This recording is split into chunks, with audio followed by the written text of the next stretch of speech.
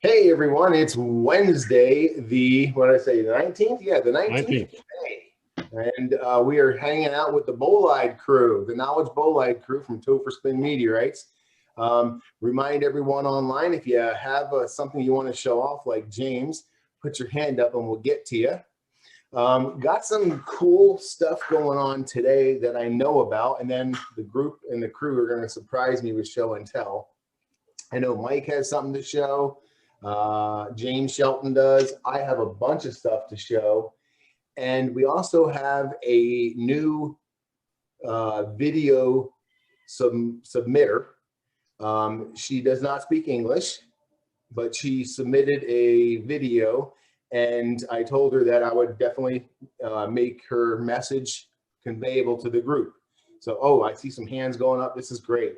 So we're going to check in with her and talk with her about the, not talk with her. We're going to check out her new meteorite. It's a meteorite that some of us have seen online and have drooled over, and we're going to see it up close and personal today. Let's go right to show and tell. What the heck? Because I feel good about the hands that are being shown. So we had James up first. So James, if you're ready, I'll go ahead and shoot it over to you. Yep, I'm ready. We have been talking about how important provenance was with the meteorites. And I upgraded one of my Missouri meteorites. I just got the new one this week. And I wanted to show you the provenance that came with it. Of course, this is the eBay order blank where somebody had bought it in 2010. And this is the second page. And this is another eBay order blank. And I don't know if these are chronological or not. It doesn't matter. But here is a printout from the Met Bull. And these all came with the meteorite. I didn't have to print these. Here is the newspaper article. Oh, wow. About the meteorite. Yeah. This was a meteorite that went through the canvas roof of a convertible in St. Louis while it was traveling. Wow. And, there's not much of it left. The guy got two pieces out of the back seat of his car, and he gave a little piece to the Smithsonian, but the rest of it he took with him, and he ended up in a nursing home, and it was in his room, and he passed away, and the meteorite passed away too. They don't know where it is. Oh my gosh. Yeah. What a So it's pretty hard to get a specimen. Here's another newspaper article about the meteorite. And this is from Washington University. He made a donation there of a small piece of it to Randy Korotev. Korotev, yeah. And here's a newspaper article about the Washington University getting a piece of it. And here is the finder, I guess you call it, or the target guy that has it in his hand. He's got two little pieces there where it broke. Okay, and here's a piece of the bigger, here's a picture of the bigger piece. It's still an article in the paper. And here comes the provenance. This is from somebody in the past that had sent it. And look at all this. These are all specimen cards. Wow. From previous owners. Oh boy. Isn't that something? That is. Provenance. Yep. That's good. Absolutely excellent. And here's the shipping label from my shipment and my eBay printout. Now I want to show you what it is. Nice. What's that?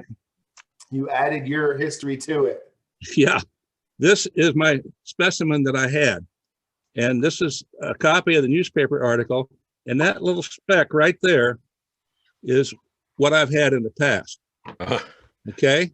Can you see that little tiny speck? Yeah. Oh, yeah. Okay. Well, let me show you the upgrade. All right. There we go. Nice. And apparently this one also had some provenance. There was the box label was still in the box. That looks like an Ann Black label. Oh, it does, doesn't it? Yeah. Yeah. And you can see the weight on that. That's 0.032. Wow. So I've got one that you can't see upgraded to one that you can see. That is amazing. A hammerstone Fantastic. with all that provenance.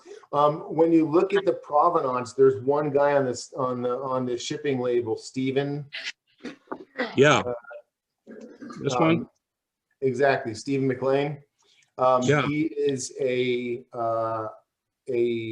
preacher of some sort and a reverend, I believe, and he passed away. He was a very serious collector. He passed away. I don't know when. And there is a gentleman who bought the majority of his collection who is piecing it out. And the reverend, I'll call him Stephen, took immaculate provenance. So as soon as you started going through it, I was like, I know exactly where this came from. Yep. There you go. There's his name right there in the upper right. Yep. Right here. Yeah. Yeah. Terry is the one who's has the thing. Yeah, he does the, if you get the Silicaga one that hits Mrs. Hodges, that also went to the Smithsonian, and that one has the same provenance pack that goes with it as well. Just remarkable. I don't want to cut away from you if you have something else to show. So That's let it. me know. That's all. Upside down. Yeah. Well, we'll talk about it. This is kind of pulling back the covers of the meteorite community. There was a post from someone online about not getting provenance with a stone that he purchased. I guess that's that was James. Is that what kind of started your discussion just now? Yes. Yeah. Yep. Yeah. The gentleman bought a $2,000 meteorite, $2,300 meteorite, something like that, and it was supposedly on a museum trade. And that's a really important piece of provenance. Just like the newspaper articles are cool factor, when you're buying something that's a museum trade or part of a museum trade, like if you look at those provenance slips that James had, you'll probably track it back to the Smithsonian or something like that. But that's part of the history of the rock. That belongs with the fragment, you know. So I applaud the provenance that's going on there. But there's an issue of just like him not being able to supply or willing to supply the provenance that it is a museum trade. There's no doubt that it is. There's no name calling as far as cheap. Just, hey, you know, the provenance is important. It's part of the value of the rock, and the documentation belongs with the stone. There is an update on that, by the way, that he did get a hold of the seller, and the seller responded that he'll try and get to it tonight to make a COA. So it sounded like he's like really putting them out to get a COA. Wow. Hey, Oz, I appreciate the update. I didn't know that was going on. Yeah, he tried a phone call or messaging through Messenger and all that. It didn't work, and a phone call, and then he finally got back through Messenger or message or email and said that he would try and get it done this evening. So that's the latest. That's awesome. Well, thank you. Yeah, I'm glad that that's happening, because that's part of the history and importance of the rock. So let's go to Mr. Bruce in New York. Bruce, let me spotlight you. How you doing, bud? I'm doing good. So I kind of alluded to this last week, and hope it shows up better. This, if it, not gonna Like focusing. yeah, that's disappointing. You might try holding your hand flat with the rock in the middle of it, so it gives it a plane to. Yeah, that's better. Because yeah, we can see it's not.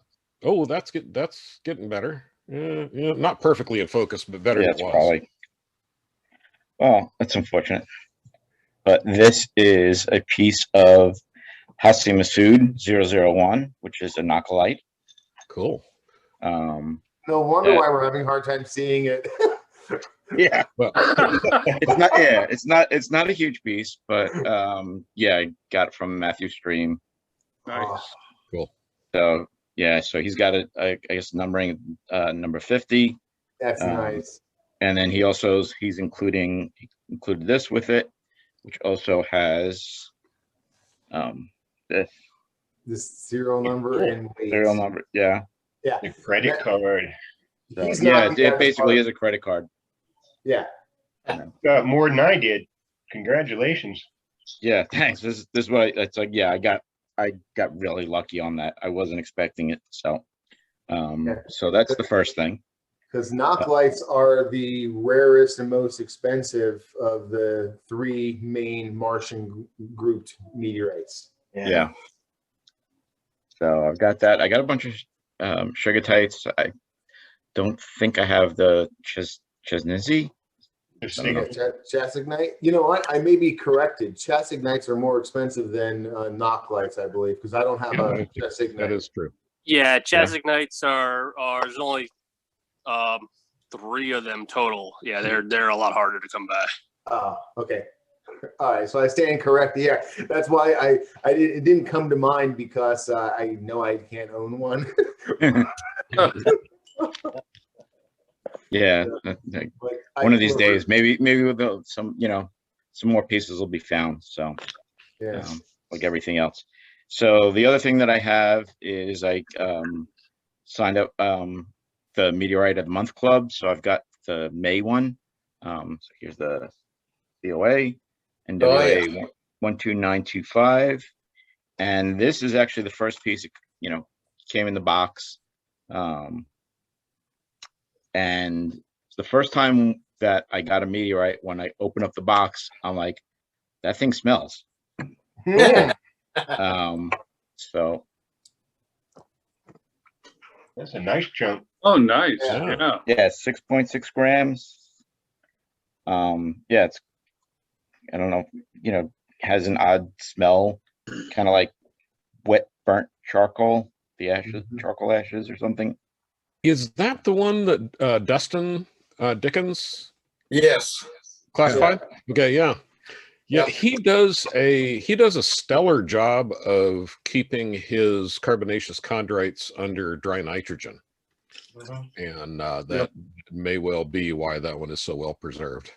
Yeah, I mean, as soon as I opened it, it's like, wow, you can just smell it. And as a bonus, this was included. So I joined the. Oh my Oh, God. Sutter's Mill micro. Yep. Yeah. So Nice. this is actually the first micro and only micro that I have.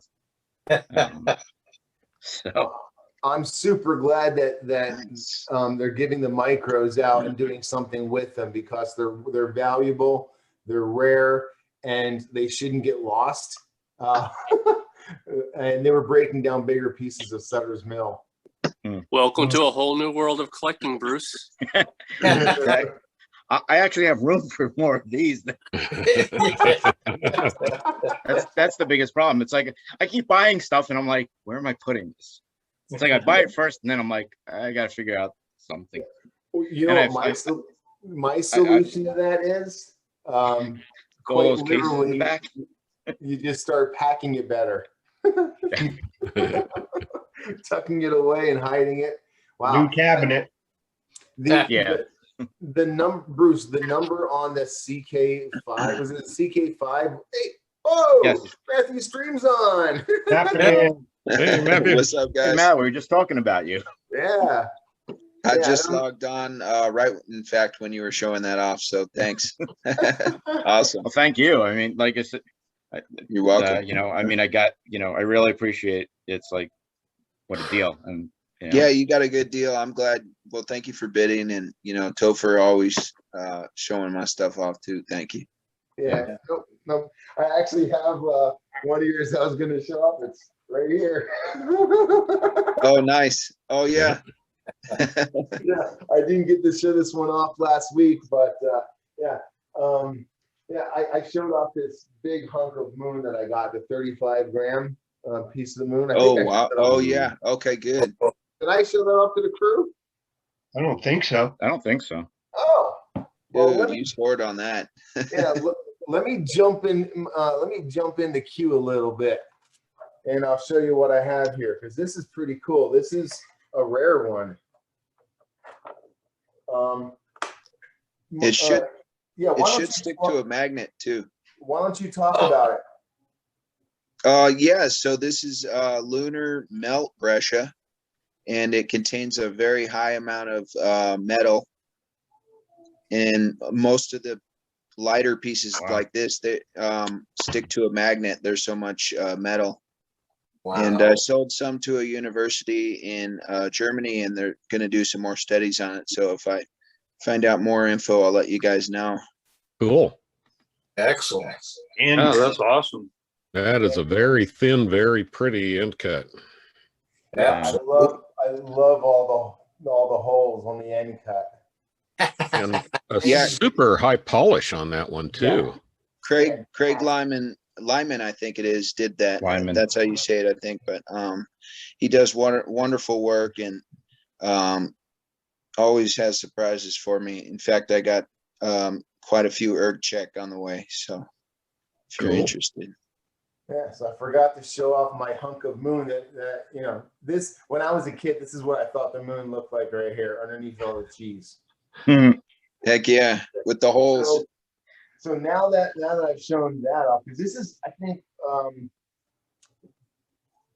my biggest hunk of moon, maybe, or no, it's not, maybe by like 3 or 4 grams, but this is my largest slice and my heaviest slice. The other one I have is an individual. But Matt streaming meteorites. We always plug his stuff, and we plug him as a person because he's a great guy. We go camping together, we go meteorite hunting together, we chat together, and he always shows some love. I don't know if that's gonna. Yeah. Oh, thank you guys. Well, I love all you guys. I appreciate it. You're talking about a gift. How about 1/2 gram of Lunar Highland? Oh, nice. Anorthosite, nice. Yes. Yeah, that was a new classification. I was surprised. So Cool. yeah, I'm happy about that. So That'll when make you drool. When you say it's a new classification, is this a 1 of 1? No, I think there's quite a few of these, but it's actually classified under Lunar Breccia. I'm not sure what it's classified under, but I think there's 71 of them or something. Well, I have a beautiful little slice, and I'm hoping my It's under lunar Pretty. anorthosite. Oh, okay. My There camera's it is. not letting me zoom in today. Beautiful. But I do have more micros on the way, so Look at Michael and everybody. Yeah, I reached out to you. Yeah. that. That is That's nice. beautiful. Yeah, it is a splendiferous looking lunar. So this one is also an impact breccia or a regolith that's brecciated from impact. That's what it appears like. Yeah, this one actually came from the same batch as 2-00. What is it, 5? Yeah. So that came from the same batch, which that was classified as lunar feltropathic breccia. Okay. So I think they're affiliated in some way. Cool. Excellent. So I maybe we ran out of time last week. Oh, that's right. We cut it short because I wasn't feeling well. But yeah, those were my ones I wanted to show off last week, but didn't get the chance to because we had to cut it short. So thank you, man. I really appreciate it. And we plug you because we love you. Thank you, guys. I love you They guys. hate us because they ain't us, and we plug you because you love you. Let's check in with. God bless. Don't make a mess. All right, a little show and tell. Anyone? Cameron, let's go to you. Yep. Cameron, there you go. So I've got something y'all haven't seen in a really long time. This is NWA 12925. Ooh. This is my 4.8 gram piece of it as part of the Meteorite of the Month, just to further endorse them. Did you notice any aroma to it? Oh yes, it definitely has a stink to it. I'm not sure Cool. exactly how to describe it. but yeah, moldy definitely is part of it. Smells like cigar ashes. Oh, that's a good one. Yeah, I thought it was like wet charcoal ash. Yeah. Interesting. Is that an So- external piece right there? I don't think so. It all looks the same all the way over. And you do have some nice chondrules in there too. So, Yeah. That's fantastic. and of course, I got a little micro of Sutter's Mill. Sutter's Mill there. I need to get one to mark it Nice. off my list. Am I right? Did I read that they found liquid water in this one? Yeah, I think Anybody else see that is, I think that is common with a lot of the carbonaceous chondrites. Yeah. They certainly found water in Tarda. Uh-huh. And in fact, they even And Murchison. yeah, and Murchison too, yes. And in one of those, they did oxygen isotope ratio work on the water extracted, and the water matches mean sea level, or mean seawater for the stable oxygen isotope ratios. So comet ice has been ruled out as a source of Earth's water, but carbonaceous chondrite material is just right.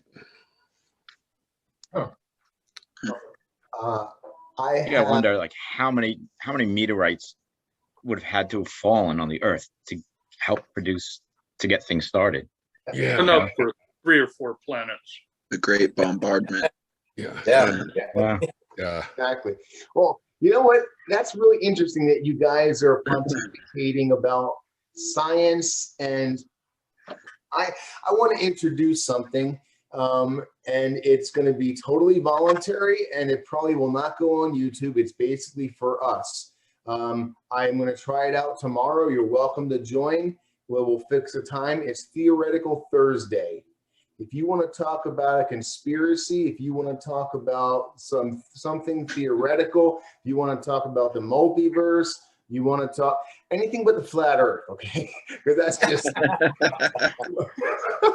so we'll get together after this and we'll agree upon it if that's something that's interested or not. But that's Topher's Theoretical Thursday, and we're going to give that a shot, at least on one occasion. See if anyone bites. There was a lot of theorizing going on yesterday, and I took a position on something, and then more evidence came to light, and I think I'm actually changing my opinion on it. So let me pause real quick, and I'll go ahead and switch gears. All right. So we're lucky enough to have a lot of friends in Northern Africa and Spain. So we get a lot of our meteorites from this area, and a lot of our friends were standing outside and saw a bright green thing fly by their head, and it lasted for a long time.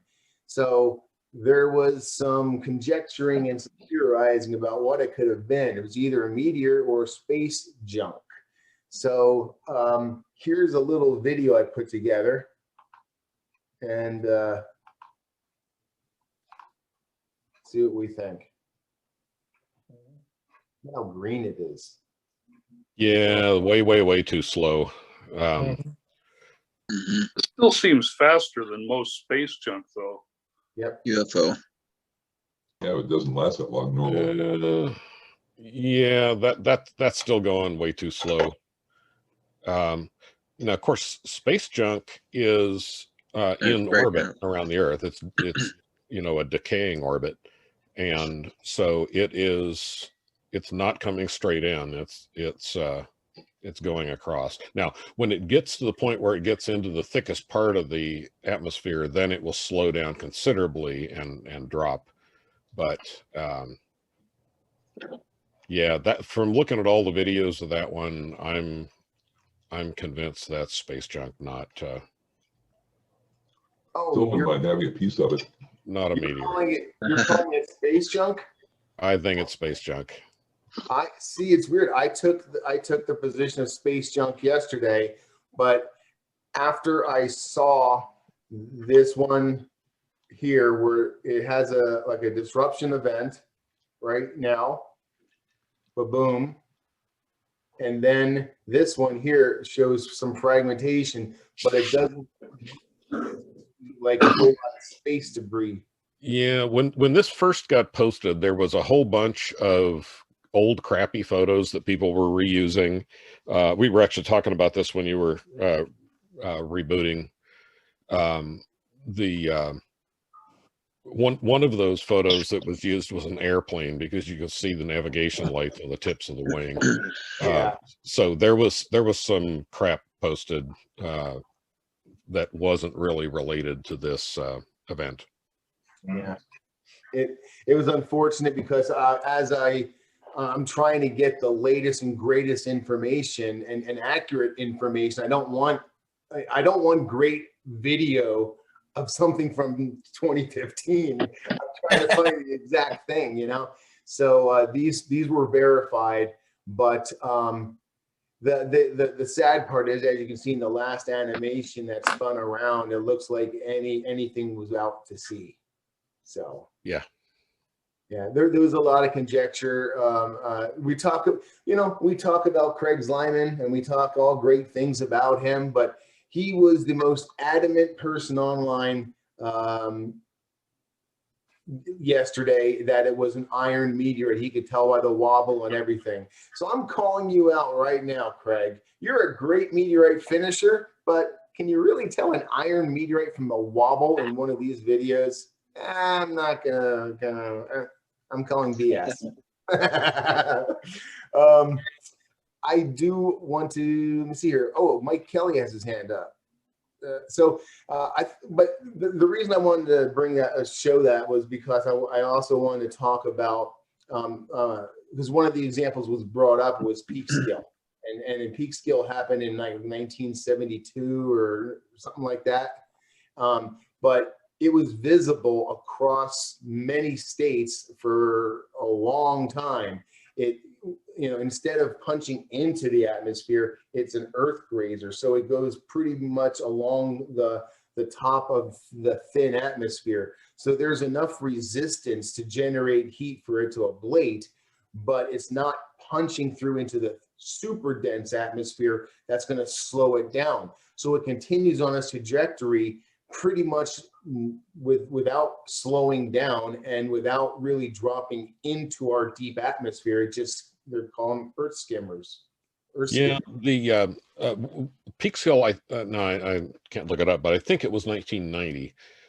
It was during the time I was collecting. But one of the reasons that we have so many videos of that is that it happened on the same night as all the high school football games that are played outdoors in New England.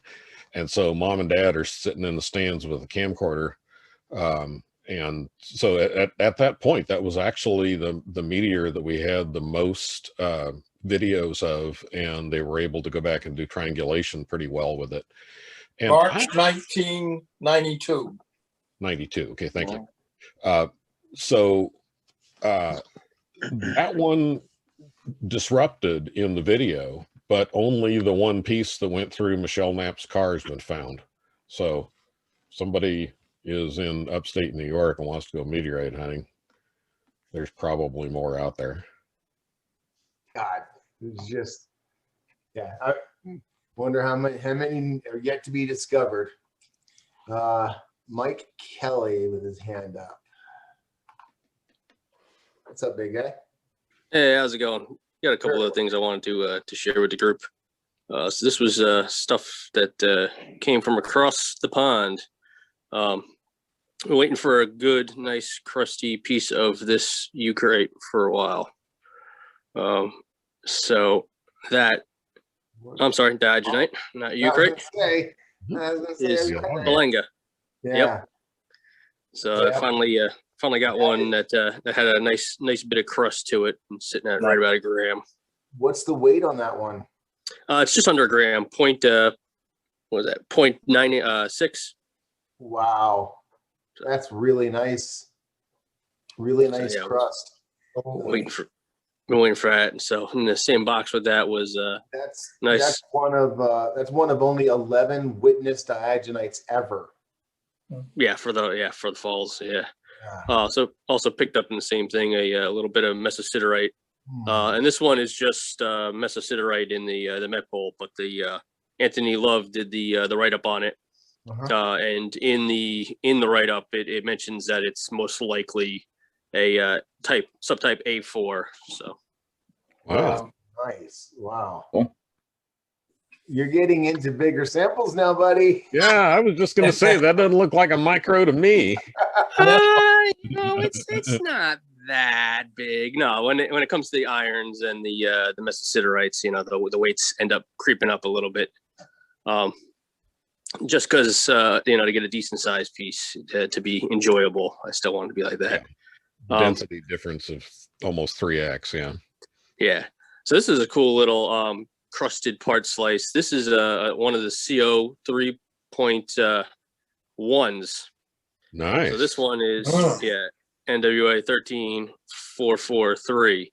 And what I'm really happy about this piece is when you take this one, you put it up here next to all these ones. Oh, the wow. box lids. I finally have a whole set of the petrology subtypes. Oh. There's CO3.0, CO3.05, and that is a one of one there. NWA 11751. That was the 3.1 we just looked at. There's NWA 10899 CO3.2. Felix, which I previously showed off before, which is a 3.3. Tiny little micro of Ornans, which is a 3.4. Where did he go there?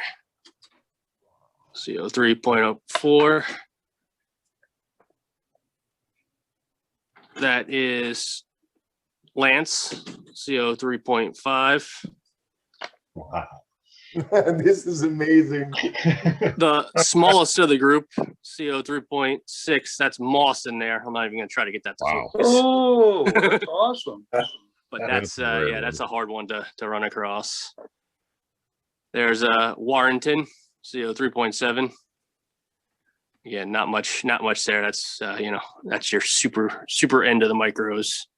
Yeah. And finally, moving up, ISNA from Egypt, which is a CO3.8. There's no CO3.9.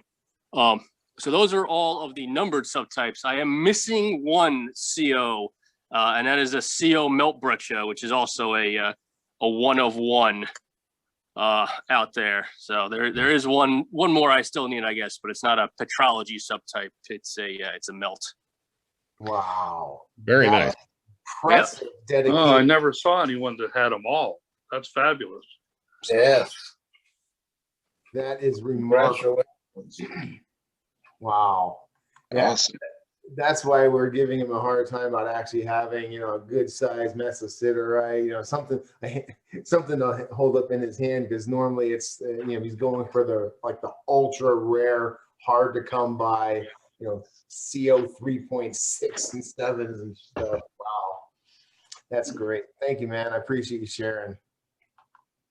And Mike also sent in a presentation today for future use. So the next time I'm not feeling well and I need a little bit of help filling in, we got one in the can with Mike's help. So I really appreciate that.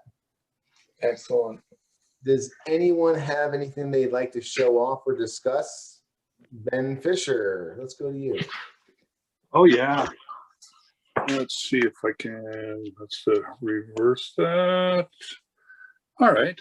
The first thing I wanted to show you was a couple of Red Lake meteorites that I have found. Where's Red Lake? Nice, Ben. Have any of you hunted Gold Basin? It's right near Gold Basin. Oh. Yeah, outside of Kingman. Yeah, I've hunted a Red Lake. I didn't find anything, but I have hunted there. Yeah, these are roughly 2.5 gram. Let's see, 2.42 and 2.65. Nice. And these are personal finds? Yes. Cool. Awesome. Lovely. And since you guys mentioned it, you're not the only ones who have a micro Sutter's mill. I'm sorry, I had to do that. Or a CK5 NWA 12925. Let's see, put that in focus.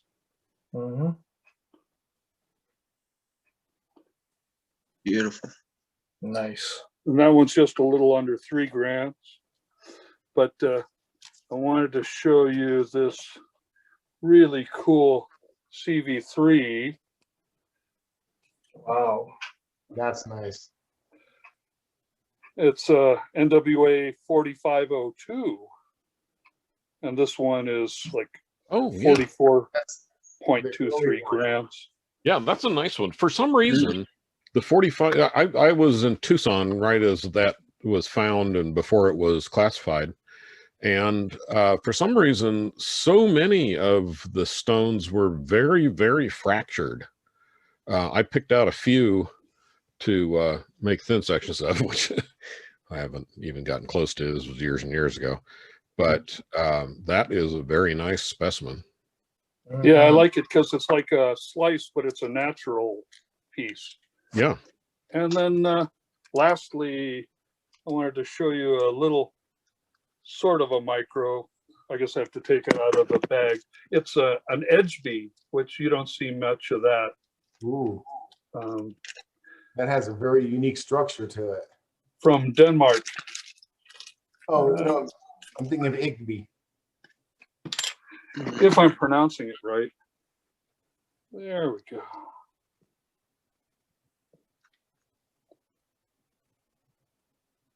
Is that in focus, guys? Yeah, it is. Nice, nice crust on one side too. Little bit of tiny bit of crust there. Yeah.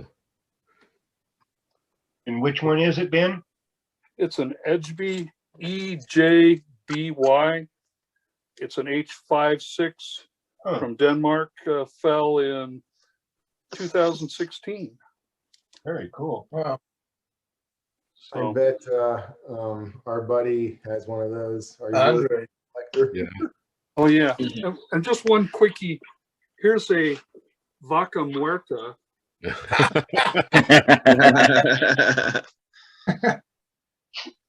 Okay. The old. All right, that's all I got to share today. That's nice. We got a sense of humor. That's the cow killer for sure. Let me just hit pause for 1 second. We're going to switch over and watch a video real quick, class. Yeah. So this is the stone that we saw online, and we all drooled over. Yeah. I believe, actually, am I correct, Matt? Was this your provenance? Yes. A beautiful, beautiful stone. Yeah, Didn't want to let it go.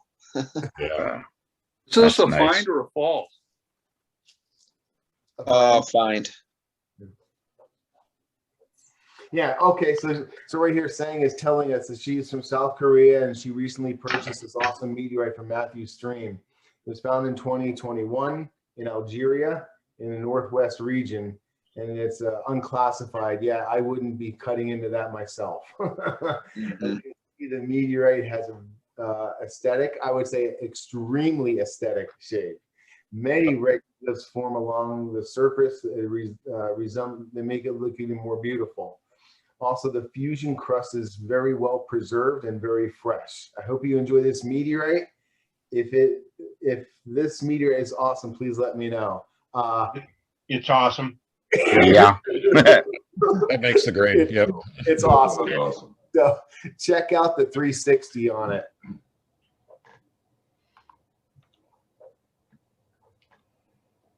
Oh, wow. Nice. Lots of shallow regoliths on the back side. Really nice. That thing is just coated with regoliths.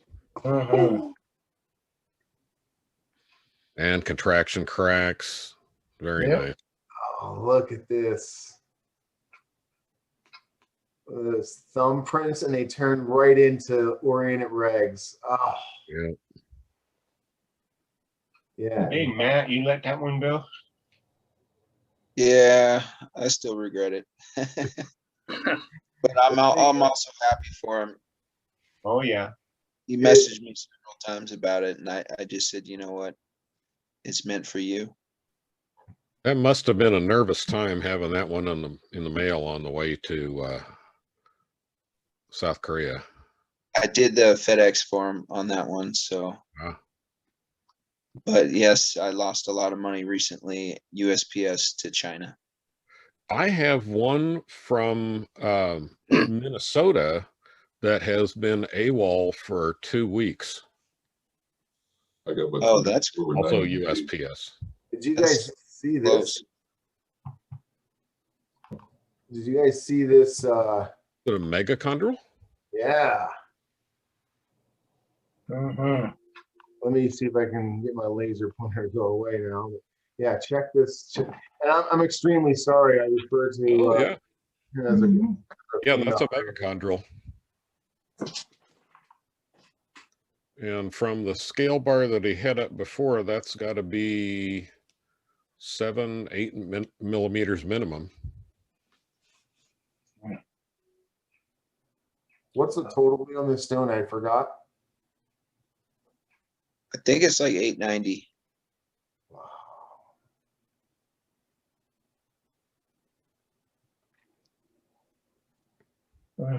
Yeah, I love the photography that he's doing too. Yeah. Yeah, it showed off the shallow rigmoglyphs on the backside. Really nice. Yeah. Anytime you want to submit this quality of video, this quality rock, you have my permission. Lots of flow lines in the crust. Cool. Wow. Do you have a thought on the class, Matt? L5, L6, maybe. Just a guess, though. You know. Mm-hmm. Yeah, the one broken surface has a few chondrules. I would say 5 anyhow. And Okay. I learned too that that it's not uncommon for large meteorites, even L6s, to have a few megachondrules. I've got 2 L6 main masses that are classified that have megachondrules in them. That's good to know. This is just absolutely gorgeous. The fusion crust is extremely fresh. Man,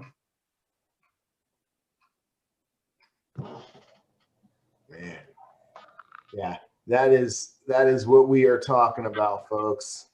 That is a highly oriented meteorite. So thank you very much for submitting that video, and please make more. I absolutely appreciate that.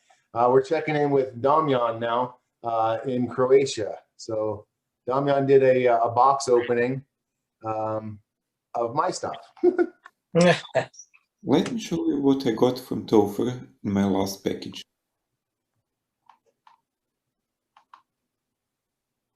Excuse me, guys. Let me show you what I got from Topher in my last package.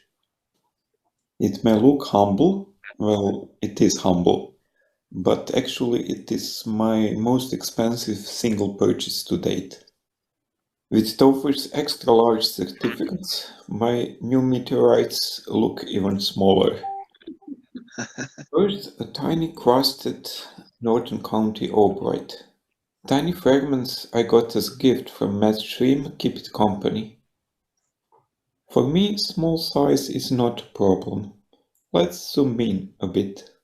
Norton County is well known for its beautiful caramel-colored fusion crust. Wow. Just beneath the crust, there is a darker shock melt layer. I don't know if it was formed during the entry. More probably, the stone simply fractured on this layer.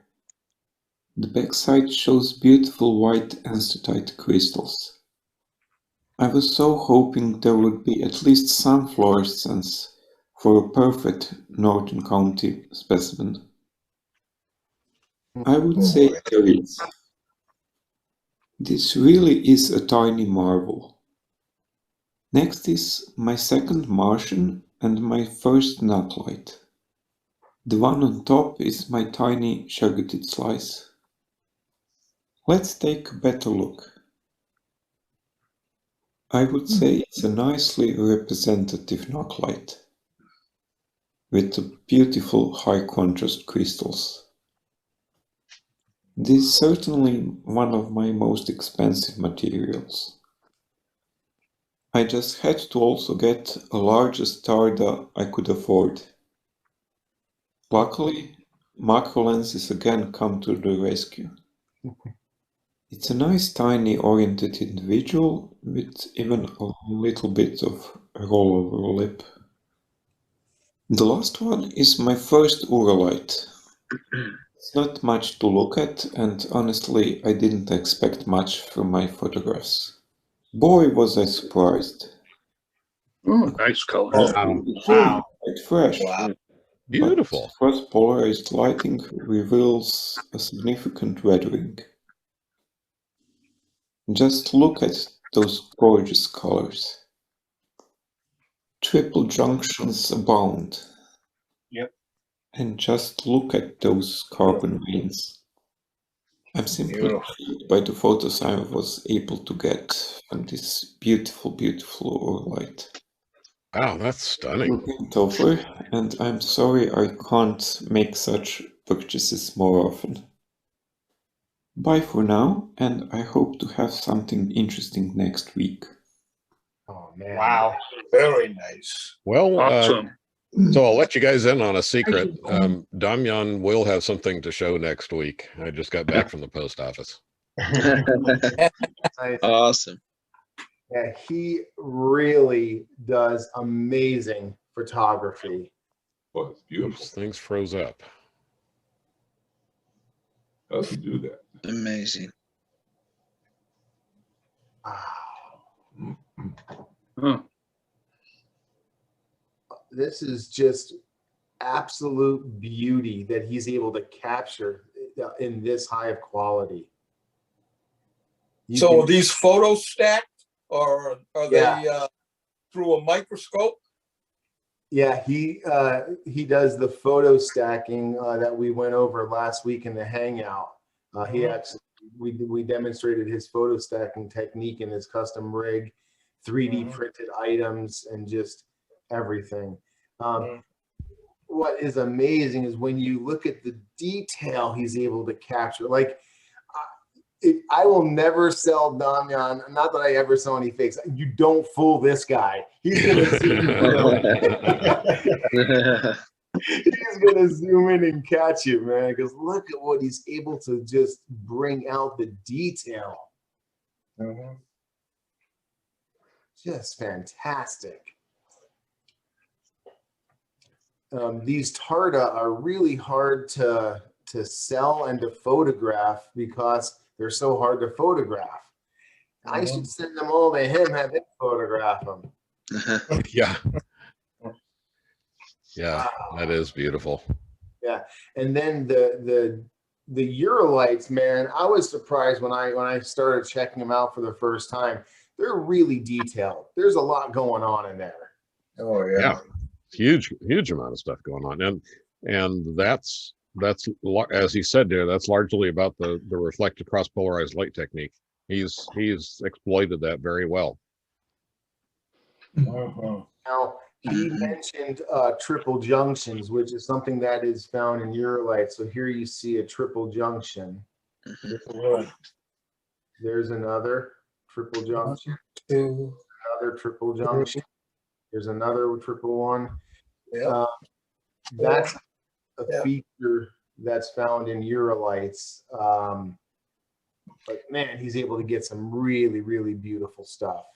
Yeah, and those triple junctions are also found in pretty much any achondrite that's significantly crystallized. Oh, okay. I did not know that. Yeah, just the amount of detail he's able to capture is pretty crazy. And sorry guys, my connection dropped out there, but he was saying that he wasn't sure if he was going to have something for next week. Well, he will have something for next week because I just got back from the post office.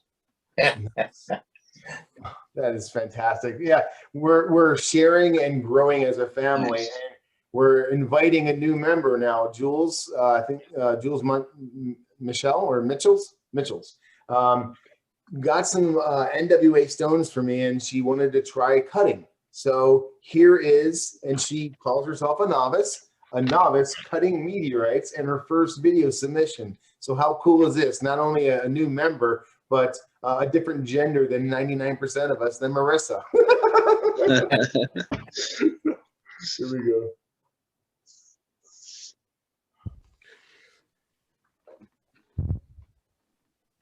I told her next time you can definitely talk through your video. There's no, she got the hint to do the yeah, she did the hot melt glue on tile. Yeah. That's a technique that I was talking about. And that's where she got the idea from. Okay. Yes, I got the idea of the backboard from you guys.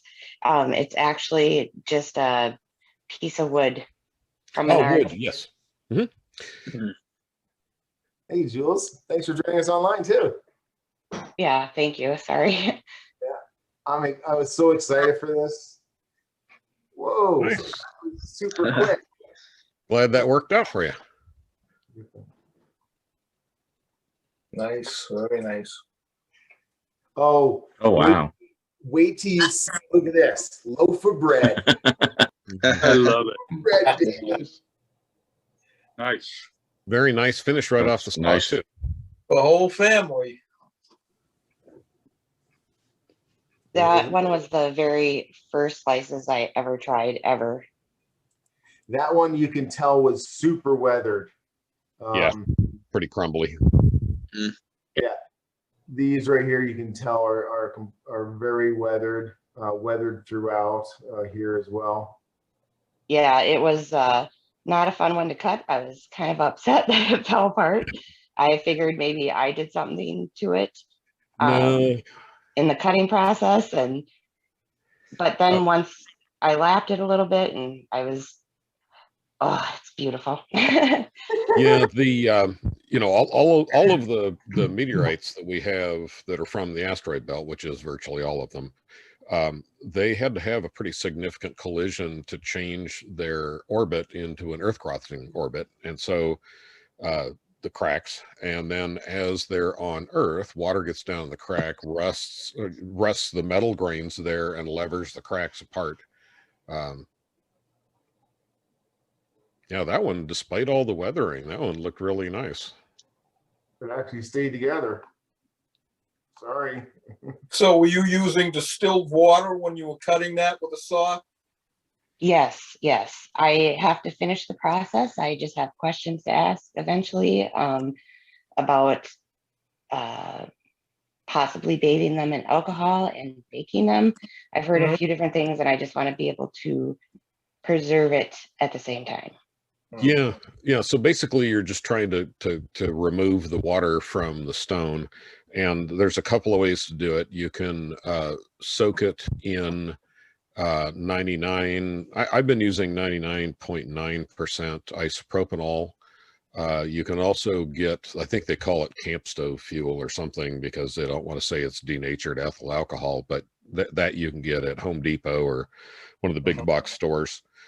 And after you use it once or twice, it's soaked up enough water that you really don't want to use it. So you kind of have to flow through it. But the other thing you can do is just bake the stones at somewhere around 140, 150 degrees Fahrenheit.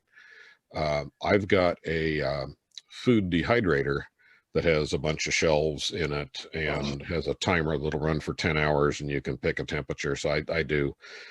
For some reason, it has weird steps, but it's 141 Fahrenheit, and it'll run for 10 hours. Wow.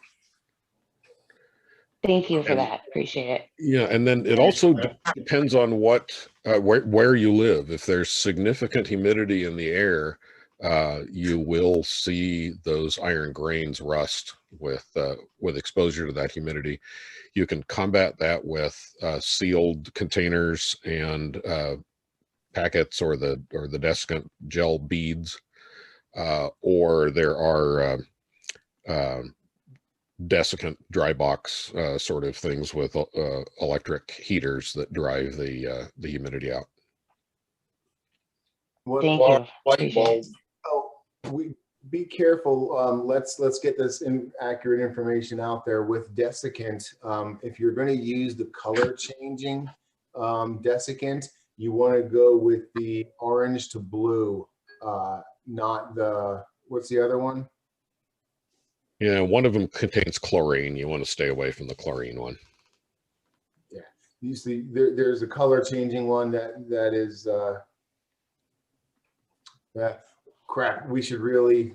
I think it's pink to purple, or it's like a blue or purple maybe for gun safes. Yeah, no, that's not the one. You want the it's the blue. The blue is what you want. The clear to blue rather than the orange. Okay, thank you, Topper, for being more specific on that.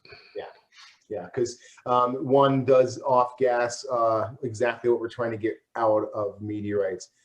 Jules, on that one that you cut that was really weathered, it had all the deep grooves in it. I would have immediately thrown it into the alcohol, or I sometimes just throw them directly into my dehydrator, set it for the lowest temperature, and let it run for a little while, as Pat was saying. And that one could even use a little bit of top coat on there to hold it together permanently, because that looked amazing. I don't care if you were stressed out and frustrated when it was going down. You're cutting cosmic gems. I understand that, but the end result, amazing. Great work for your first time for sure. Thank you very much. Appreciate it. Absolutely. I'm gonna Thanks hit for pause. sharing. Yeah. Yeah. Anyone, as you saw, we have people who are not native English. We have people who are not native men. everyone can share, and I welcome everyone to submit a video to me, and get in touch with me first, and we'll maybe put your video online, especially if you're going to join us online. I'm going to hit pause 1 second. We're going to shift gears to more show and tell.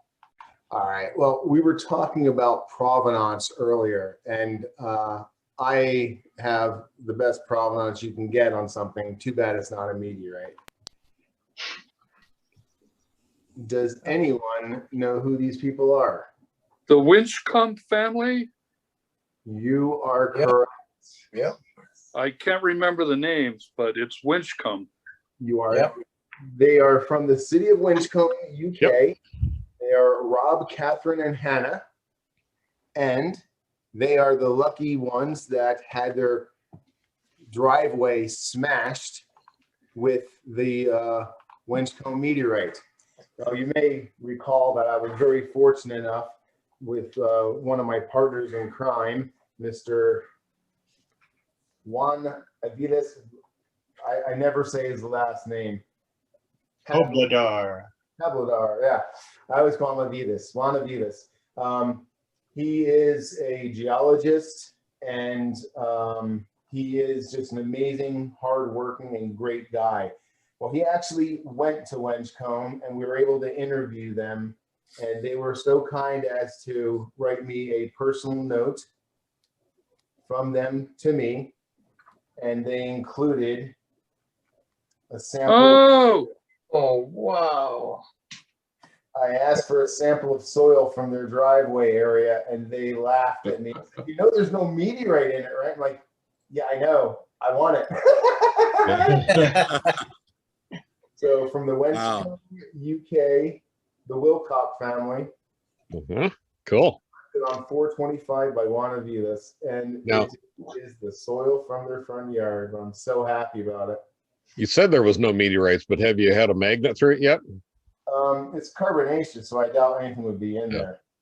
But It's funny you mention that because there is a place that you would expect the soil to possibly contain some iron. Yeah. That would be Moroccan Alusta. Alusta, yeah. Someone made a comment that they like watching. It was Rob P online. I won't say his last name, but Rob P online made a comment that he enjoys watching our videos because he gets to learn how to pronounce things. So this is Moroccan Alusta from the border of Sweden and Finland, and this is from another good friend of mine. This was collected by Sean Mahoney of Outer Spacer Meteorites. Cool. This is Moroccan Alusta Earth, and he actually gave a really nice description of it that's on the back of it. But what's really interesting about it is how magnetic this is. Yeah, because his note there says that it's about you know, that's soil cool. around the meteorite. So that's going to be largely meteorite shale. Holy Wow. That's a lot.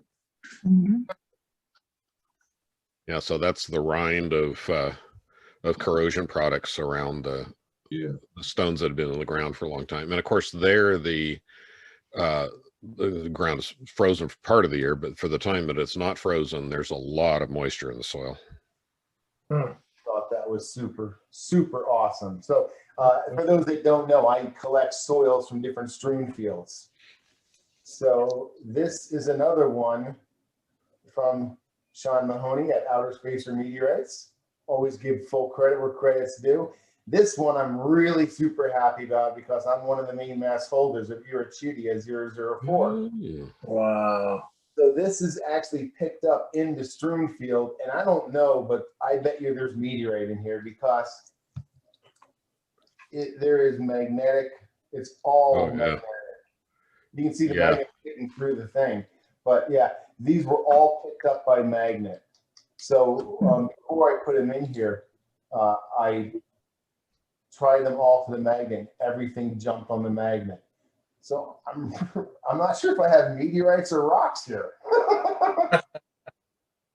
But I am super, super happy that I have really generous and kind friends. I mentioned Matt Stream earlier. Juan Avilas, the hardest working man in Spain.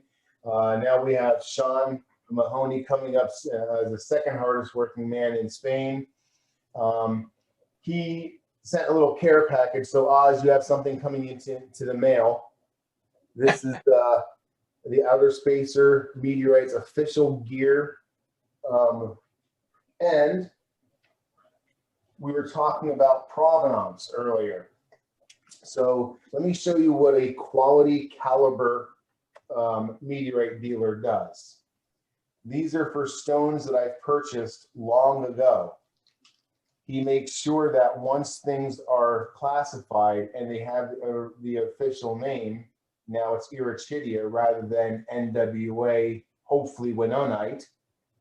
Now I get replacement COAs with the real name on it, along with stickers, magnets, all my COAs, labels, business card, a super awesome personalized note with a shooting star on it. You can't get better than that. Now, this is something I thought was really cool. It's a fridge magnet. Oh, Rare earth magnet on it.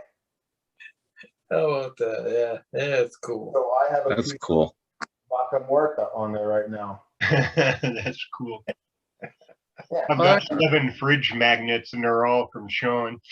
Yeah. So big shout out to my friends for always thinking about me, and some great work by both Sean and by Juan. So they're constantly classifying stuff, and I mean seriously, they work around the clock. Everyone thinks I work around the clock. They work around the clock. Let's see here. Does anyone else have something they'd like to show? Oh, Mike Kelly's hand popped up. So let's go to Mike. I don't have a show. I just had a tell since you said tell. we talked about the quasi crystals last week, and not in METS, but the same professor at Princeton University found a new one, and they just released a paper in trinitite, which I know Pat had just mentioned, and a lot of people collect along with meteorites and impact classes, impactites and other classes. So yeah, so they found it's not your typical green trinitite, but in a rare form, which is red trinitite, which is believed to have copper from all the wiring that was around the device when they did the Trinity test.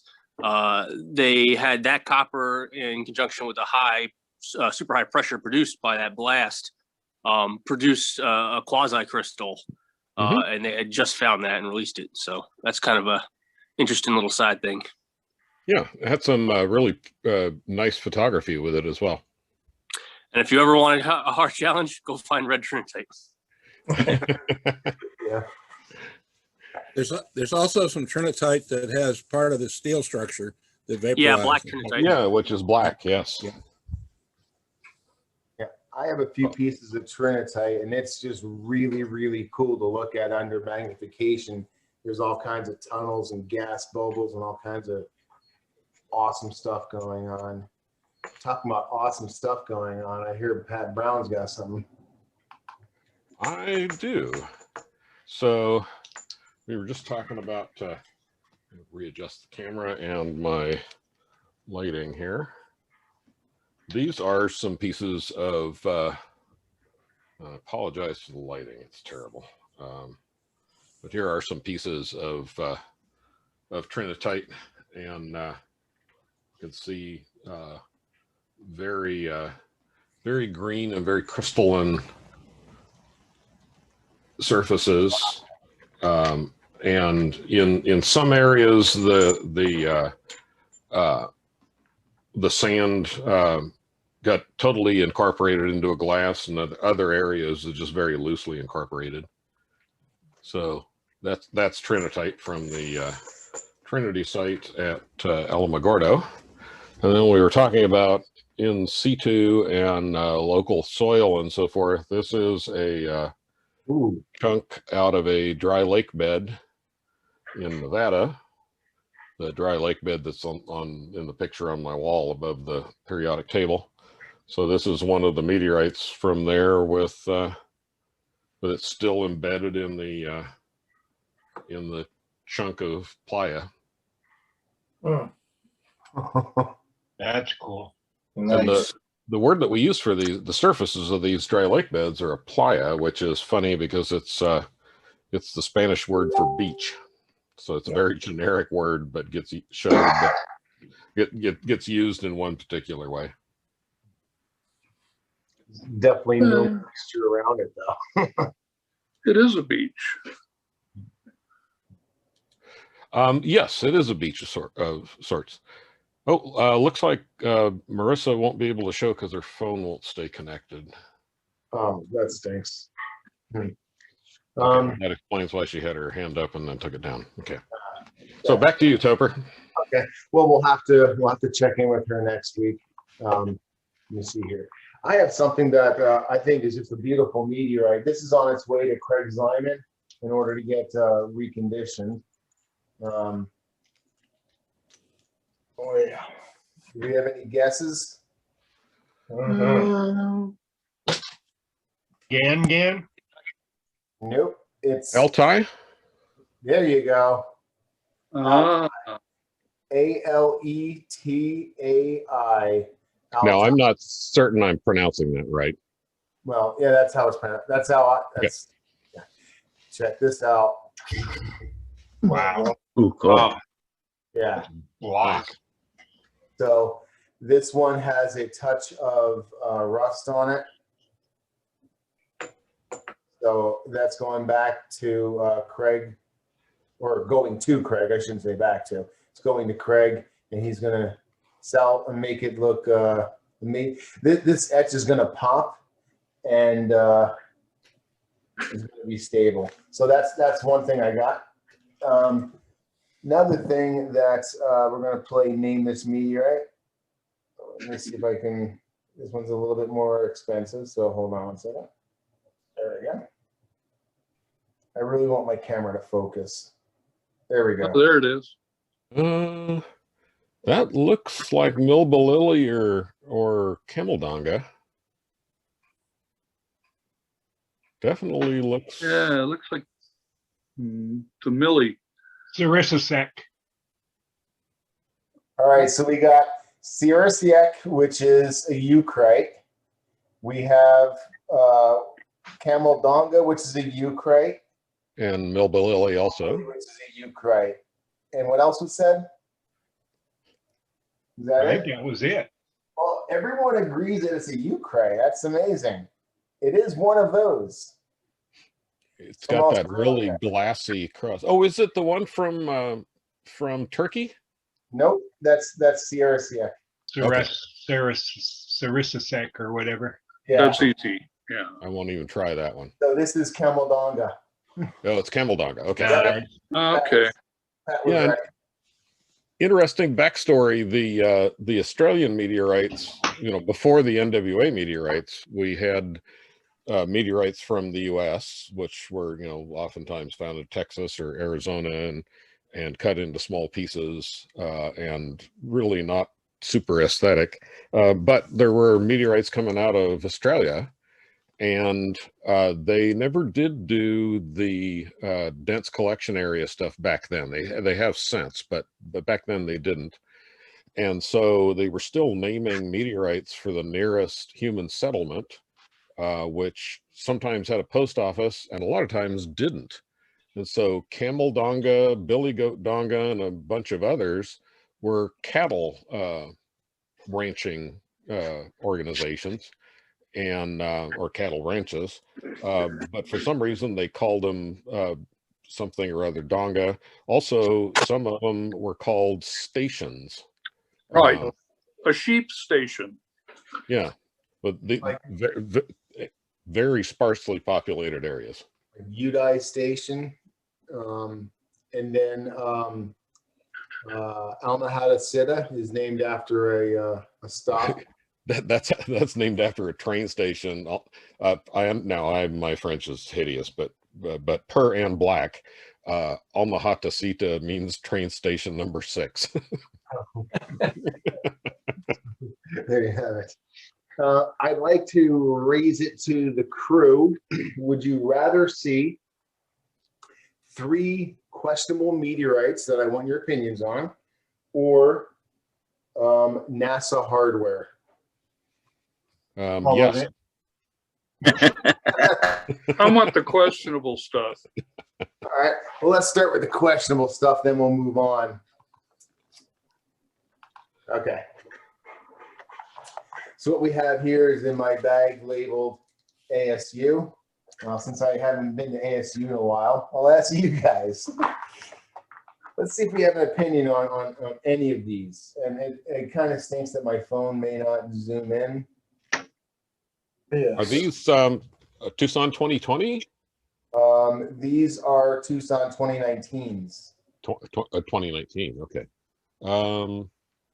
Well, in the cut surface, it certainly appears that there are some chondrules near the top of the stone. Mm-hmm. There's some funny porosity though, and the crystalline detail in the middle of the rock kind of looks more like a quench crystal. And those things that kind of look like chondrules are not very round. Okay. Is that color oxidation, or is that something else? Yeah, that big old round marble. Yeah, I'm gonna say that's a very, very good meteor wrong, but that's a guess based on my trusty dusty thing hates it. Doesn't have any. Oh, really? For some reason, the video compression algorithm that Zoom uses has a triangular sort of pattern to it, which really confuses things like that crystallized area in the center. Well, so that's a probably not. Let's move on to number 2. Number 2 definitely has desert varnish, but absolutely no magnetic attraction. Mm-hmm.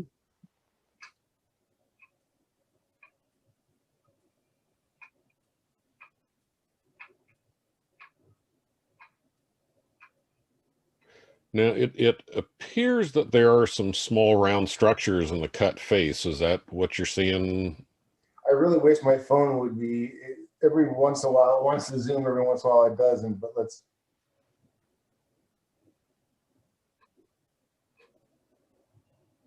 That's about the best we get. Yeah, I think the Zoom video compression algorithm is messing with it. The problem is, oh, hold on, is that Zoom? No, it's not.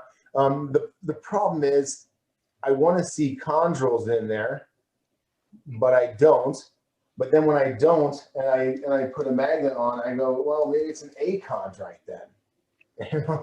So that's another one I'm having a hard time tossing. So maybe I'll put up some pictures on my Facebook page afterwards. Yeah, I think that one has a better chance than the first one. Okay. Well, it'd be awesome if any of these are, because they were all like 30 cents or 35 cents a gram after 4 hours of digging in a 55-gallon bucket. Been there, done that.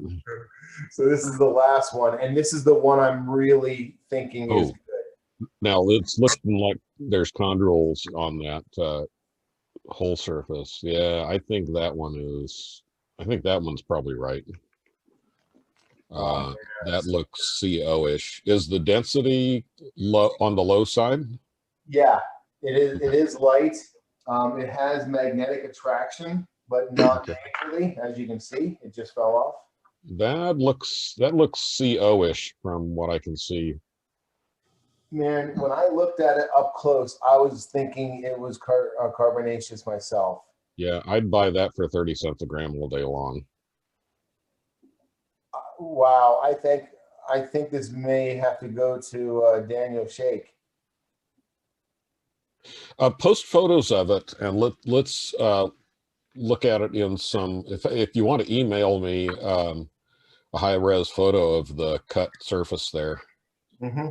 Yeah, I definitely will, because this, I mean, there's some that we just can't toss. Does it have any CAIs in it? I have to look at it better, but I think, well, I can't use my phone right now, which is my magnifying glass. I'm not sure. I think I see, oh yeah. And I also see a metal flake. I think this is a good one, guys. I'm really pumped about it. I haven't looked at it in probably a year. So I just pulled it out for the first time, which means I'm getting better at this. Yeah, that one's got an excellent chance. All right. Well, I'll be sending some pictures around, so stay tuned on that, man. Cool. I see no hands up, so I don't want to monopolize the show, but I won another lot of NASA stuff. This is not space. This is not flown stuff. So most of the stuff that I like to collect is space flown, but it's very expensive and hard to get, and it's not really my primary focus. But every once in a while, you have to pull the trigger on some stuff that excites you. So we don't even know what this is, okay? But I own it. Let me highlight myself real quick. Is that Teflon insulated wire? It is. It should have a very slick surface. It's very, very slippery. Okay, yeah, that's Teflon wire. That bodes well for being military or space hardware. It has this really weird. I'm going to try it with this camera over here. Yeah, I couldn't see that through the bag. Yeah, we'll try it with this one. Okay. Yeah, those are expensive looking connectors. But I have no idea what it is. And on the other end, it has this really super highly over-engineered connector. Yeah, that looks like a mil spec. That looks like a mil spec connect. What do you get when you pull the plug off? Cannon plug. Yeah, How many spikes? That's an ITT military style connector. So that's consistent with what would have been used in space hardware. And that looks like a serial number. Did it have a paper tag on it? This is the only thing that is not documented. We only know that it came from NASA, and it was more than likely the space shuttle program. Okay. So yeah, I own that. Cool. Yeah, that Teflon coated wire is quite unique. It's you won't ever mistake something else for that. The care and attention to detail is what I enjoy about this, the precision of it. Because with meteorites, we kind of get what's left over. These are rubble piles from space to begin with. They have a violent life. They land on Earth. They sit around forever. It's like when you actually get something that's engineered and manufactured and absolutely pristine, it's a stark comparison to what else is in my office, and it's just something that I can appreciate on a different level, I guess. So I thought that was pretty cool. Congratulations. I'll have to run the serial number and see if I can find any more information about it. These are the only two space flown items that I have in this lot. This is a bookmark that has the payload bay liner in it from Atlantis in 1995. Yep. That's cool. This commemorates the 100th human space flight, which I thought was really ultra cool. So cool. I thought that was an interesting fact about this this mission, because it was the 100th one, and that's what's represented on the bookmark. But I also bought a payload bay liner from the exact same mission, because it was a joint mission with the Russians, and it's half in Russian, half in English. Yeah, with Mir, the Russian space station. Cool. So wasn't Atlantis the last of the space shuttles retired? I'm not exactly sure. I'm not up to all my NASA history like I used to be.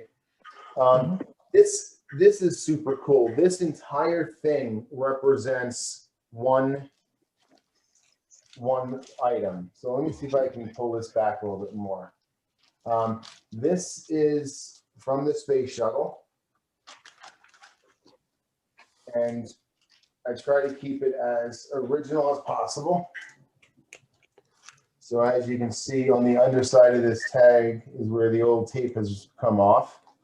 But this is exactly how it sat on the shelf at NASA for however many years it was there. It is just 5 wire harnesses. These were not used, and there they are. But what's interesting about it is someone opened, I wouldn't have, but someone already opened the bag so we can look in. The other ones, not everything is open, so I don't dig in there, but this is what is included in this. It obviously failed the hydrometer test from 30 years or 40 years ago. Like here is the NASA desiccant. Does it say "do not eat"? I think they trust their scientists and engineers a lot. Yeah, more. see, every one of those that comes from China says "do not eat." So I don't Sure know. does. There must be some food product in China that looks a lot like a desiccant bag. Well, it's the balls that they put in that tea. A wire holder. $675.75.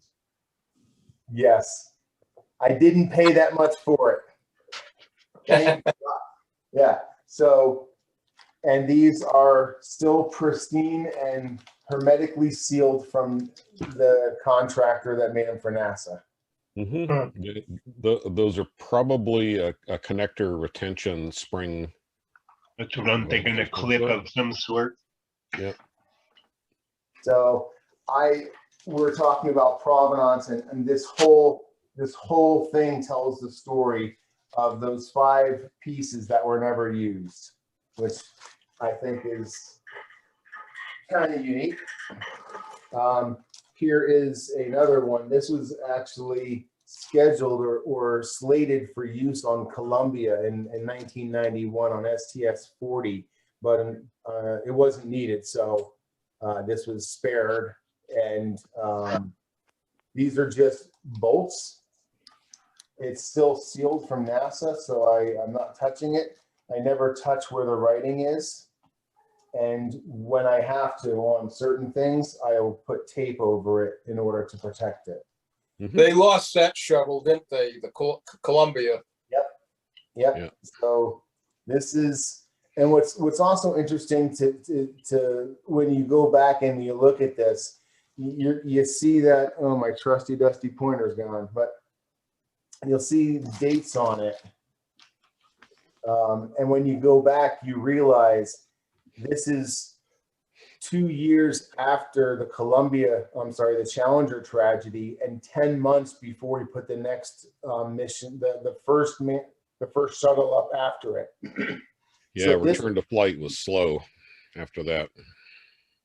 So this was actually during the time when the shuttle program was shut down to make the O-rings safe. And this is right near the end when they were getting ready to start launching shuttles again. Yeah, they actually, they fixed a whole lot more than just the O-rings and the booster segments. In the work that they did for that, the Rogers Commission, which had a bunch of very notable scientists, including Richard Feynman on, he was one of the Manhattan Project engineers. Physicists, but the fundamental problem was not that the booster or the rings leaked, the seal rings leaked, because they leaked on a lot of flights. The root cause of the problem was that they were getting sloppy in their quality control and their approach to flight risk. And so they went back and reassessed a whole bunch of things and changed quite a few things, not just the those O-rings in the booster segments. The original design had 2 rings in it, and the repaired design had 3. But the original design, they saw erosion go all the way through the first ring multiple times. And wow. they got complacent about that and decided that it was okay for it to eat through one ring. Those were carbon rings, weren't they? No, actually, they were some sort of a light colored rubber material that probably had a lot of silicone or synthetics in it. And in the Rogers Commission, Feynman was frustrated why the rest of the people weren't seeing what was wrong with the actual seals themselves. So, and they were in a meeting room of some hotel someplace. So Feynman asked the young man who was refilling water cups and that kind of stuff for some ice and a cup of water. And at lunchtime, Feynman walked to the hardware store and bought a small C-clamp. He disassembled the sample of the O-rings and the seal in the between the rings, took out a piece of that seal material, cranked down the C-clamp on it, put it in ice water, and let it sit there until it was his time to talk. And then he pulled this out of the ice water, took the C-clamp off, and the gasket material stayed compressed. And he said, "This is your problem. You launched at 27 degrees Fahrenheit." And the Morton Thiokol engineers they called, they talked to everybody they could. they told everybody they could possibly find, don't launch, it's too cold. Those rings don't have enough compliance in that cold temperature. Yeah, so in that return to flight downtime, there was a lot of stuff fixed because they had gotten complacent about other things as well. And fix the whole management stack as well. Yeah, management staff as individuals, but also just their whole organizational approach to flight safety was flawed. Well, I have 2 more items that were a part of the thing. A bunch of O-rings with all the paperwork to go with it. Mm-hmm. So some mini O-rings, and then also this is pretty cool because it has a bunch of handwritten notes. This is the first time I've ever seen this on anything that I bought like this from NASA. If you look at it, it has just handwritten notes on it. And when you go back here and unpeel that, definitely not something as likely a DSI, maybe fine, also ISP. It's like, I have no idea what they're talking about, but I've never seen that before. Huh. And then someone cut this, so I didn't. But inside you actually have the serialized, everything's serialized. Mm-hmm. The exact serial number for this bolt. And I protected it here with tape so I can open it up. And now this one is as it would have, this is as it would be sitting on the shelf at NASA waiting to issue out to the engineer. Yeah, on each of the fasteners, they serialized each one, and it had a path of provenance. And the importance of provenance there is they could actually trace it back to the lot of raw material that it was made from. So if you start seeing cracks in a fastener or what have you, you can go back and find the other parts made by the same manufacturer and made from the same batch of metal. And when you look at it under magnification, it's perfect. Yep. It's perfect. I mean, it's weird. You normally, when you look at something under high magnification, it really gets erratic. It really looks like a mountainscape. This, you look at it and it's, mirror smooth basically. But this was another part of that collection. So another cool item. And that was from this space shuttle, just some screw, just like us. So that's kind of what I had to show off today. Does anyone else want to show something off? I've got one quick thing that's probably a bit of a derivation, but in your discussion of fakers on eBay, there's somebody right now who's trying to sell a platinum meteorite that's a little bit radioactive on oh my God. Yeah, and asking $500,000 for it. Well, that's all? Yeah. So it's a bargain. I've gotten interested in things. I've always been vaguely interested, but become more interested in things radioactive. So this is it functions as a Geiger counter, but it's actually a scintillation counter. So instead of measuring electrical breakdowns in a tube, basically a tube of metal with a wire down the middle of it that's backfilled with a gas, the Geiger-Müller tube, but instead of using that kind of a tube, and you're not going to be able to see it, but down inside here there is a piece of plastic that's shrink wrapped. And it is a special plastic with organic stuff in it, so that when a beta or gamma particle, And beta you can, or gamma you can talk about as a wave or a particle, but if the particle hits the plastic, it causes a small amount of light, and there's a photodiode array at one end that picks up that light and then converts it to a dose rate. So it's almost like a dosimeter like they used to have on film badges, but digital now. Yeah, so with a digital counter, you're able to do both. So that's a current radiation rate in microsieverts per hour, and then there's a resettable dosimeter function. So over the course of the time that I've used this counter since I reset it last, it's been exposed to 162 microsieverts of radiation integrated over time. And then this one is another, modern electronic one. But both of these are Russian, and both of them you can buy on Amazon. This one has a Geiger-Müller tube, but it has a mylar window in it, and it's really, really hard to see the tube in there. At any rate, it's a flat tube instead of a hot dog shaped one. And with the mylar window will allow alpha particles in, so it can measure alpha, beta, and gamma. And then the old school way of doing this is with this sort of equipment. This is a Ludlam survey meter, it's called. Yeah.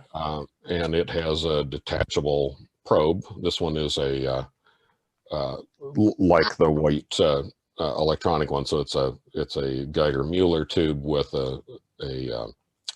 this one actually has a plastic window, I believe, instead of mica. I'm learning massively about this stuff, but this was purchased off of eBay, and this one was interesting because it came with with the holder for a CZ137 disc source, but it doesn't have that disc source in it. It has some piece of metal that's been activated that is an alpha source. It came with a different probe than this one. But these sort of old survey meters can be used with a variety of different probes. But I can tell you that in all of the meteorites... Is that big one functional? Yes, oh yeah. In fact, I turn it on right now. Some uranium. So it's just measuring background right now. But if we put the source up to it. Wow. Have a banana? I don't have any bananas right on hand, but downstairs someplace I have some Brazil nuts. They're also a radioactive food product. They are. There was a type of glass they made with radioactivity. With uranium in it, yes. I've got a bunch of that. It turns out that uranium glass is made with a small percentage of uranium oxide. Also fluoresces like crazy at 365 nanometers. One other common around the house sort of thing is if you're on a low sodium diet, your doctor may tell you to use this no salt stuff, which it advertises as being sodium free. And then in the fine print someplace it says a great source of potassium. And of course, instead of being sodium chloride, it's just potassium chloride. But for the same reason that a banana is radioactive, because it has potassium in it, and a small amount of potassium is potassium 40, it's not dramatically more greater than background, but it is. Actually, let's see if it's down on the 0.1 scale. It will drive the meter up to about 3 times background. Yeah. Man. I think I'm sticking to salt, dude. I can say conclusively that I've yet to find a meteorite that is radioactive. So if you happen to be cruising around on eBay and you're tempted to buy a meteorite that's advertised as being radioactive, Just say no. Nice. Have you ever taken one of those ones that counts your total dose to your dentist's office? No, I haven't. You can do that because, of course, getting a turn the audio off that. Getting a dental X-ray exposes you to radiation. One of the higher exposures is actually a CT scan. You get a considerable dosage from that. Also, if you go to a higher elevation, there's less atmosphere protecting you from cosmic rays, and high-flying jets in commercial airlines, transoceanic flights where they get up to about 41,000 feet, considerably higher radiation level there. And then, of course, our when we go into low Earth orbit, they're above the atmosphere, but they're not out to the Van Allen belts. And one of the reasons that they were on Explorer 1, our very first satellite, they were looking for the Van Allen belts. One of the reasons, if you send people to the moon, you want to go through the least strong, lowest flux part of the Van Allen belts, because there's a considerable number of cosmic ray particles there. What about the astronauts on the ISS? They certainly get a bigger dose because they're above the atmosphere, so they're not protected from the atmosphere.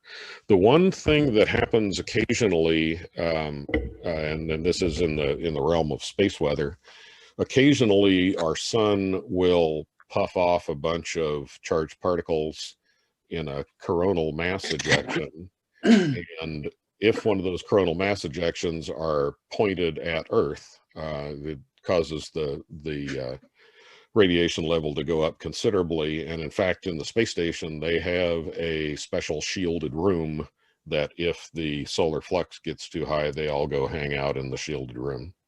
Oh, wow. We're approaching, we are actually at, I was reading an article today, we're at the 100-year anniversary of the last big solar disturbance.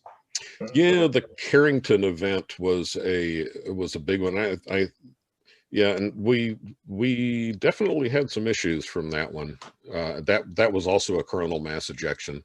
If you're interested, Canada blacked out, wasn't it? It did cause some power blackouts, but it was early on. It was in the 1920s. If I'm remembering. Actually, no. There's two things there. There was a big one about 100 years ago, but the Carrington event I think was in 1859. Oh, but so at that point we didn't have a power grid, but we did have long distance telegraph wires. And there were a number of telegraph stations that caught on fire because of the induced currents and voltages in the telegraph wires.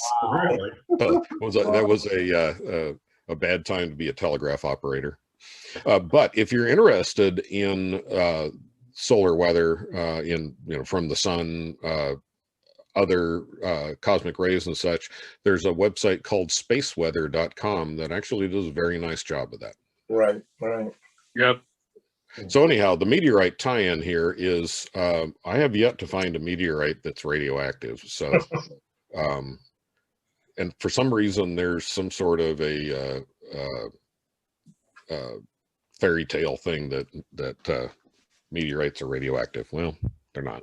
Too many sci-fi movies. Yeah. I'm going to hit pause for 1 second. All right, guys. Well, that brings us to the end of another successful and wonderfully fun hangout. Next week, we will complete 1 full year of hangouts. Wow. We haven't missed a single one in a year, and next week will be the 51st one. So really appreciate everyone's support. The Knowledge Bolide is strong. Thanks everyone for joining us on YouTube. Have a great day, guys. Bye-bye. See you, everybody. Thanks, Robert. Good job, everybody. See you later. Bye, guys.